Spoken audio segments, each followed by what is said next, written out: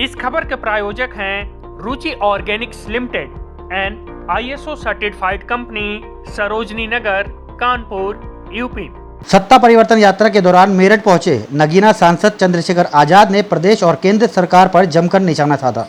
इतना ही नहीं, सरकार बनने पर उन्होंने मुफ्त शिक्षा, 5 लाख नौकरियां, 300 यूनिट मुफ्त बिजली, पुरानी पेंशन और किसान हित से जुड़े कई वादे किए। आरोप लगाया कि वर्तमान सरकारें आम जनता की बजाय पूंजीपतियों के हित में काम कर रही है। शेरगढ़ी स्थित काशीराम पार्क में आयोजित सभा को संबोधित करते हुए चंद्रशेखर आजाद ने कहा कि प्रदेश और केंद्र सरकार पूरी तरह से निरंकुश हो चुकी है। गरीब जनता गरीब होती जा रही है, जबकि अमीर और अधिक अमीर होता जा रहा है। उन्होंने दावा किया कि वर्तमान व्यवस्था में योग्य युवाओं को रोजगार नहीं मिल पा रहा है और विभिन्न भर्ती परीक्षाओं में प्रश्न पत्र लीक होने की घटनाएं युवाओं के भविष्य के साथ खिलवाड़ कर रही है। उन्होंने कहा कि शिक्षा और स्वास्थ्य जैसी बुनियादी सुविधाएं आम लोगों की पहुंच से दूर होती जा रही है, जिससे समाज का बड़ा वर्ग परेशान है।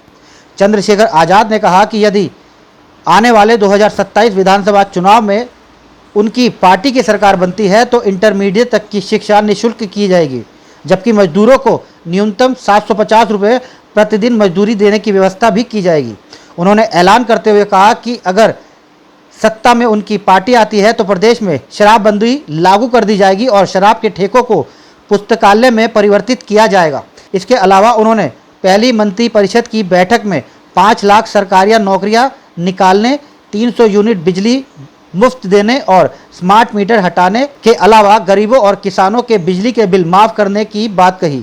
उन्होंने कहा कि सत्ता आते ही पुरानी पेंशन व्यवस्था को भी बहाल किया जाएगा। आप ये समझिए, आप पहली बार बोल रहे हो, जिस पार्टी की रैली है उसके कार्यकर्ताओं को, उसके नेताओं को डिटेन कर लिया गया। इसका मकसद ये है कि अगर यात्रा भी हो तो संदेश ऐसा जाए कि लोगों की इकट्ठा हो पाए।